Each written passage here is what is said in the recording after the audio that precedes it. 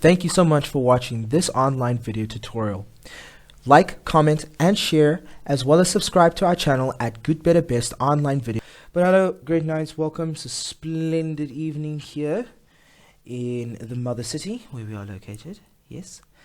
And today we're going to have a look at the topic of reactions of acids with metals. Okay, a little mind map here is the road that we're about to go down in the session today. Firstly, to the right, we're going to have a look at the general reaction of an acid with a metal. Okay, having a look at what generally goes on, and then we'll isolate it and see the specialized versions. And then we're going to also have a look at careers in the chemical industry, and then take a look at the summary of the general chemical reactions. Okay. So without further ado, let us go straight to the session. Okay, so we're first going to have a look, of course, as mentioned there, at the general reaction that happens, or that takes place rather, when an acid decides to react with a particular metal. Okay, so a little bit of an introduction here is that when an acid reacts with a metal, the products that are formed, okay, so if I have the general equation, so let's use another color. Okay, this is the actual general equation that takes place, okay, is now when an acid decides to react itself with a metal, okay, the products that are formed in this reaction generally are a salt, okay, plus hydrogen. Okay, and I decided to use colors today. Okay, when an acid reacts with a metal, a salt is formed as a product as well as hydrogen gas. Okay, so let's put in brackets there. Hydrogen gas. Okay, it's in the gas phase. The type of salt form does depend on the reactants. Okay, the specific acid and the metal hydroxide, which is used in the reaction. Okay, so if we take a word example now.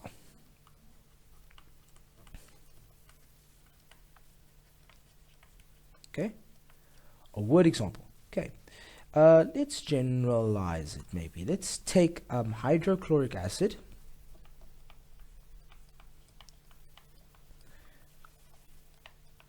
Okay, and let's react hydrochloric acid with a type of metal. Let's see, let's react it with magnesium. Magnesium, very important element for your health, does wonders for the body. Okay, the salt that will form, okay, and I'm going to keep it with yellow, is magnesium chloride. Okay, write them underneath each other for space. Magnesium chloride, and then we're going to have hydrogen gas as a byproduct. Okay, hydrogen gas. Okay, so this is now a word example. Now obviously we've written out the chemical names, okay, or the word equation. Okay, now the reactants that we see here was obviously the acid was your hydrochloric acid, and your magnesium is your metal. Okay, magnesium chloride, this is your salt. Okay, there's a direct connection here. Okay, it's your salt. Okay, and of course your hydrogen gas will always be your hydrogen gas. Okay, and magnesium was your metal. And of course your acid was your hydrochloric acid. So this is going to have to go and not to get in the way of word example. Alright, cool. Now obviously we're going to write out next a chemical, a balanced chemical equation. So that is HCl. So let's write it like this: HCl plus what was that color? The middle, which was magnesium, so that'll just be Mg. Okay, and now that's going to give us, of course, we know the product is magnesium chloride, so that'll be MgCl2 plus hydrogen gas, so that's just H 2. Okay, and of course we're going to balance the equation, so we use another color. So we got MgCl2, so this 2 is throwing this one out, so we need to add a 2 in front of HCl.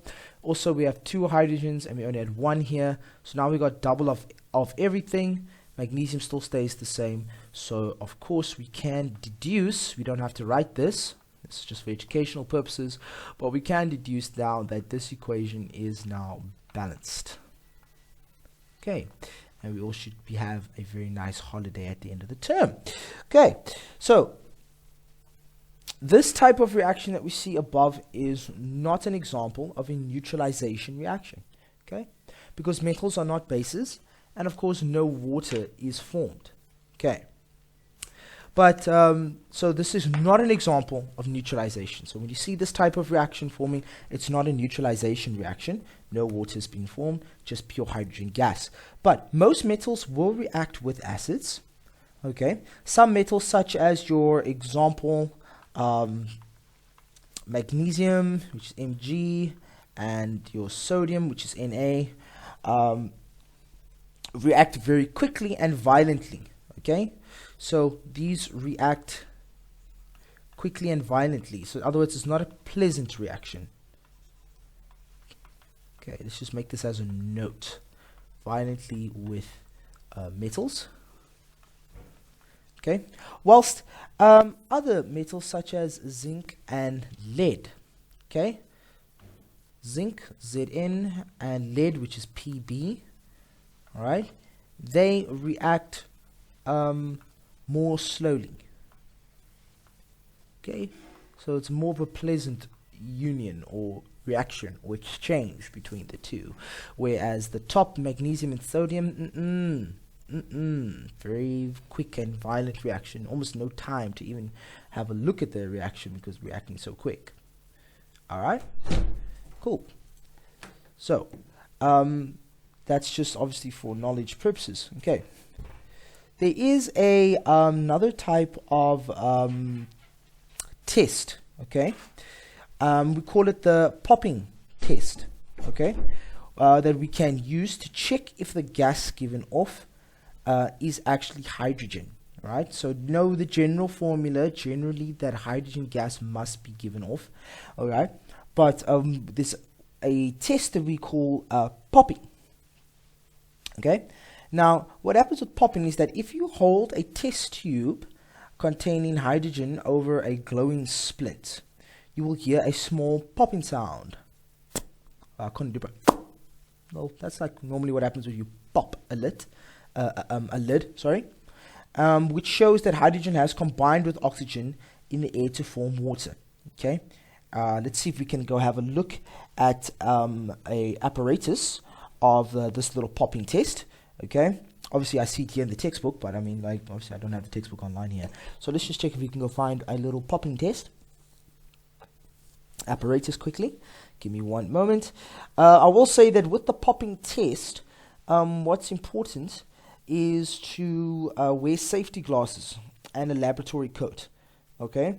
And that's obviously with your acid, because you want to handle your acid with lots of care, because obviously most acids can burn holes in your clothes, and if you can burn a hole in your clothes, what's it going to do to your flesh? Nice, soft, meaty tissue. So, yeah, very important. Alright guys, so this is a very bad little image here. If I zoom out, it's going to be very small, but hopefully we can still see some of the word. So let's say we've got some type of experiment here. We've got hydrogen, we got a little bit of, this is just a test though. So usually we should have some dilute hydrochloric acid with a metal in here. So what we got here, we've got, we seem to have a metal that we use is not magnesium, but they've used zinc as a metal, which remember is more of a slower reaction. And they've used sulfuric acid, which is H2SO4, and they haven't used HCl. But the same apparatus still applies. And of course, how it works is that now a reaction takes place. There's a little bit of a delivery tube, okay, which can be plastic tubing. And it's in some type of solution, okay, and what happens is that if you shine this over the bubbles, obviously it should give a little bit of a popping sound, and if it pops, then you know that it is, if it pops, then you know it's hydrogen gas. If it doesn't pop, you know hydrogen gas, it's not hydrogen. Okay, so just a little image just to kind of explain what I was talking about. So let's have a look at the careers that we can find in this chemical industry. There are so many grade 9s, but what we're going to do, we're going to try and break them up nice and easy for y'all. Okay. The chemical industry includes companies that produce industrial chemicals. Okay. So we know there is industrial chemistry. Okay. It will aim to open up your understanding. Okay. Industrial chemistry, which obviously will produce chemicals in the industrial chemistry field. Okay. These companies, obviously, what do? They do change raw materials such as oil, natural gas, water, metals, and minerals into thousands of different products. So what do? They take your natural raw materials. Okay, they take your raw materials such as your oil, did I say water? Yes, water, air. What else do they take? Your raw metals, and minerals. Okay, and minerals. What do? And they turn that into thousands of different products.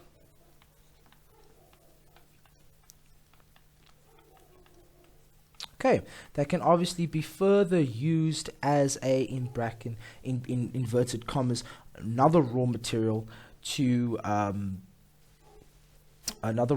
for another production type process. Peanuts can be turned into peanut butter, right? Just normal peanuts can be turned into peanut butter, but then peanut butter can also be used as a raw material in a baking process to turn it into a brownie. You get a peanut butter brownie, or you get a peanut butter cookie, or something like that. Obviously, peanut butter was not a raw material, but it was a, in inverted commas, raw material as it went into the production of another product. So that's the chemical industry that does take raw materials, natural raw materials, they change it into other different products. Okay. But there is another career that obviously exists, which is a chemistry career in agriculture. Okay, you can have an agricultural chemistry career. Okay, so this involves what? Okay, the production of food. Okay, I think I probably should have become a agricultural chemist, or chemistry career in agriculture, because I love food. But anyway, probably might have been a little bit more difficult than just eating it. So yeah, I'm not gonna get into that. So what agricultural chemists continue to do is that they try to improve, and take note of this word here, they try to improve the yield. Okay, put a star next to it. They try to improve the yield, which is basically the amount produced. Okay, they improve the yield as well as the quality of food. Okay, so that's what your agricultural chemists aim to do. Okay, that's what they aim to do. Okay, they aim to improve the quality of crops as well as the yield. Okay, so one of the ways that they're obviously trying to do that is, of course, through fertilizers. Now, we touched on fertilizers in the previous section. Okay, fertilizers. Okay, they try and improve the fertility of the soil for particular crops. So what do? They aim to better their types of fertilizers. Okay, I have to write across the screen quickly. All right. Two, they try to improve maybe herbicides. Now, what herbicides are is herbicides kill weeds that threaten the success of the crops. All right, weeds obviously take a bit more water and they take a bit more nutrients from the soil, but they don't provide any goodness to us. And obviously, that's why we're growing the crops, because we want to be able to use the food, because we as humans need to eat food in order to live. So improving and developing herbicides, of course, for the agricultural industry is obviously a good cause. And then, of course, the third one, weeds don't only try to affect the yield or quality of the crops, but of course, insects do, and that's why there is development of insecticides. Okay, insecticides, what do they do? Insecticides, or otherwise known as pesticides. Okay, sometimes they both exist, they coexist. Pesticides and insecticides to control organisms that may eat or destroy the crops. And then, of course, there is a fourth one. See if I can get it in somewhere. Maybe I need to change the color so you guys can see there's a fourth one. Fourth one is fungicides. Fungicides basically control fungi that may also affect the crop yield. So, as we can see, there's about 4 different types of chemical substances that needs to be developed. Now, if you decide to become an agricultural chemist, of course, you will go into the production of these types of chemicals or chemical products that agricultural farmers would obviously require because they need to produce good yields for the production or manufacturing sector. Okay, taking raw carrots and packaging them into pre-packed carrots already nicely sliced, but they need carrots for that. Okay, so yeah, before I continue, there is a question. I'll just pause to hear it quickly. Someone asked the question, what is yield again? Sure, I'll gladly explain it. So the word yield, directly translating into from the dictionary translation or meaning, is the amount produced. So if you're an agricultural chemist, you're always trying to improve the amount of crops that farmers can produce and also the quality of that. So let's say a farmer can produce only 500. Let's say he's a citrus farmer and he only produces 500 oranges. So you look at, okay, why is he producing it? Maybe it's because his soil is not as fertile. So obviously you recommend a product that could, some chemical product that could help fertilize his soil because there's certain nutrients or minerals that his soil is lacking. And then you give it to him, he uses it, and then before you know it, it is 700 oranges next month or a few months down the line. He's now taken his yield, the amount that he can produce, from 500 to 700 oranges. So you've helped a farmer, so you've helped him improve the amount of oranges that he can produce. And if possibly if your soil is more fertile, then the quality of your product is going to be a bit more as well. Does it make sense? Something worth mentioning about agricultural chemists as well, guys, is they also, in order for them to know what to produce or whatever, excuse me, they also need to analyze the soil. So they need to obviously take some samples of the soil. They need to analyze it. Okay, they need to work out what crops may grow best in a particular place or what kinds of nutrients are present.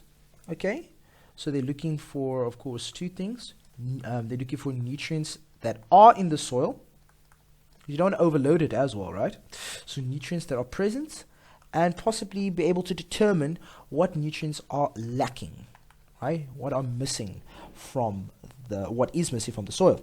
They also test the soil and water samples to check whether or not they contain harmful chemicals from herbicides, insecticides, pesticides, and fungicides. Okay, so they also need to test the soil as well in that area.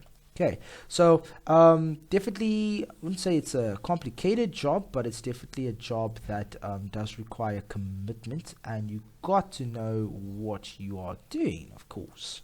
Okay, so that's agricultural chemists. But of course, there's another career that exists, and that is a career in pharmacy. Okay, in the pharmaceuticals. Okay, pharmacy, of being a pharmacist. Okay, which is basically pure chemistry. Okay, if you are sick, mommy and daddy always goes to the pharmacist to get a particular type of medication for you. And It's always been interesting to me because you tell the pharmacist, almost like a doctor, because they almost are like a doctor, hey, my daughter's got a dry cough, and or my son has got a dry cough, and obviously a dry cough is very painful.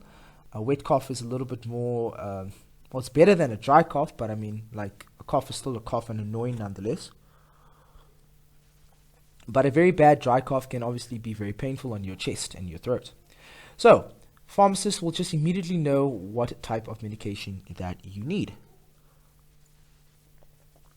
which is extremely interesting. Okay, so that's pure chemistry. Okay, now to start, research pharmacists in laboratories, they make an experiment with chemicals to find new medicines to cure diseases. Okay, so what I mentioned, I call them a research pharmacists.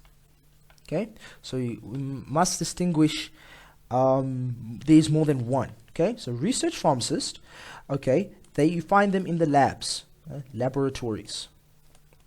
Okay, and what will you find them doing? Okay, you'll find them making, and you'll also find them experimenting. Can I fit this word in here? Yes, I can. Experimenting with chemicals, of course, to make or to possibly discover. Remember, if you get something right, then you made a new discovery. Discover new medicines to cure diseases.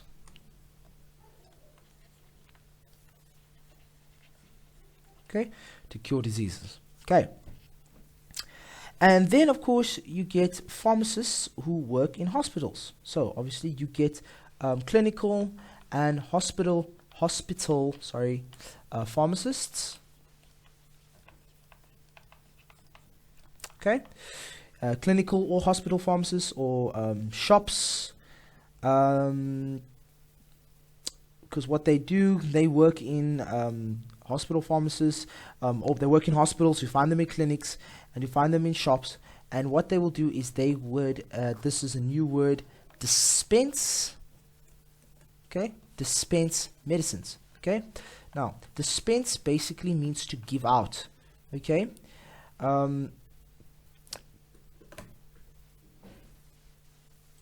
with a hospital, clinic, or shop pharmacist, they need to know the correct dosages that should help or that should be prescribed, and what the side effects of those medicines are.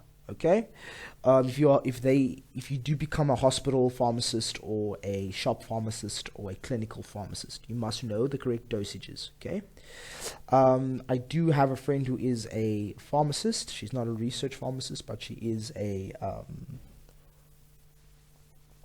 I think she works in a pharmacy.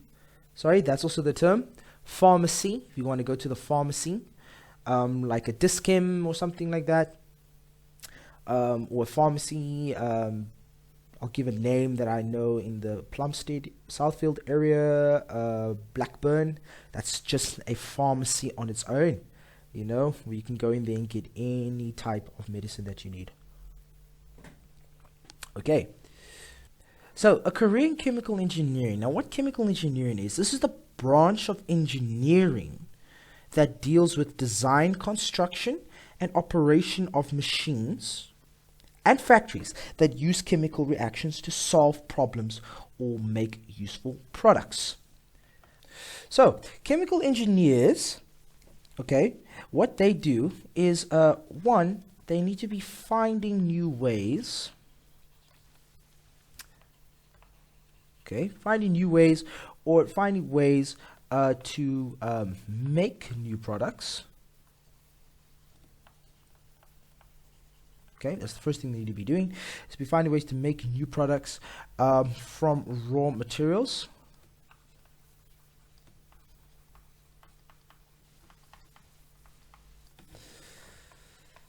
And two, they need to also find ways,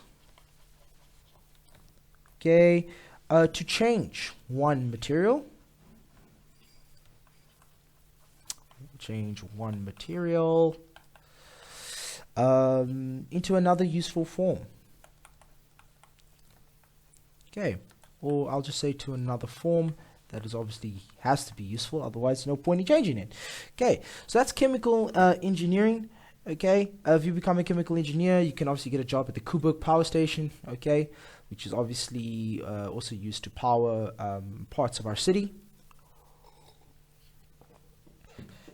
So that's what they are doing on a daily basis, to be able to find ways to make new products and turning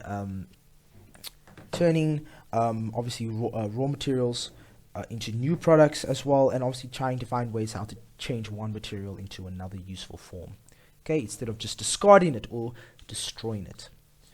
All right, last one is mining industry chemists. Okay, so in the mining industry, if you're a chemist in the mining industry, what you will do is, of course, you will analyze core samples, right, of rocks. Okay, what you're going to check? You're going to check for quality and quantity of the metal ores in them. So, okay, to check for the metals that we find in them. Okay, you would also experiment, and in so experimenting, you'll be finding ways, okay, or techniques. Experiment with techniques to find ways of how to best. Oh, that best is spelled with T. Yeah, best extract the metals from the rocks.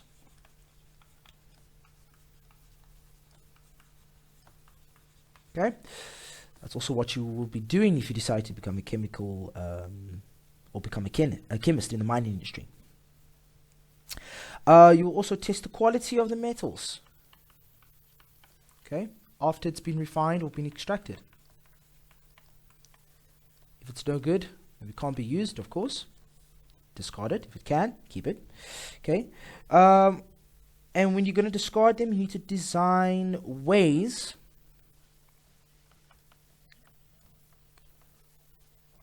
to best dispose. Right? Best dispose of mine waste. Okay, because there is mine waste that comes from mining. Okay, best dispose mine waste in dumps or slime dams called tailings. Obviously, to do so safely and effectively as possible.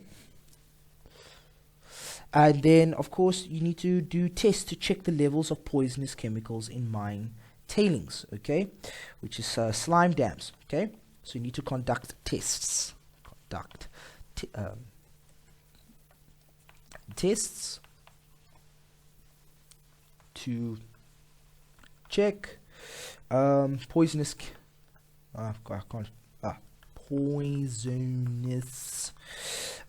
chemical levels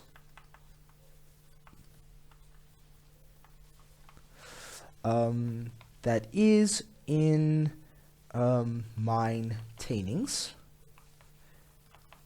which is otherwise known as slime dams for mining wastes. Right. And that concludes the section of acids that are reacting or that do react with metals. One more thing though is that mining chemists who do specialize in the chemistry of metals, they are called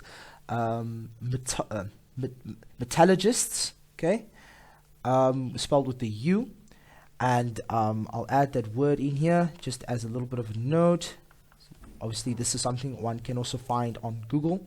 Okay, metallurgists, metallur with the U, gists. That's the name given to chemists in the mining industry. In fact, it's even better to write it here on top. Okay, let's just take it away here. Metallurgists. They specialize in mining chemistry.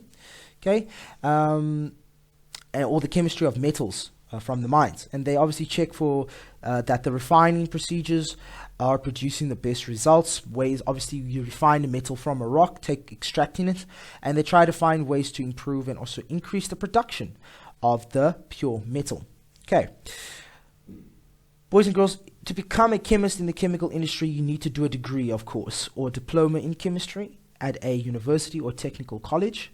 Okay, diploma is obviously the level just under that of a degree, but of course, if you do a diploma, of course, you could always get a job and then further study. Okay, with degree, you just do the diploma basically within your course.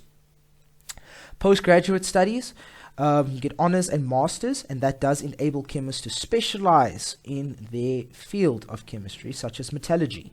Okay, so you can only become a mining chemist if you have a post-grad degree.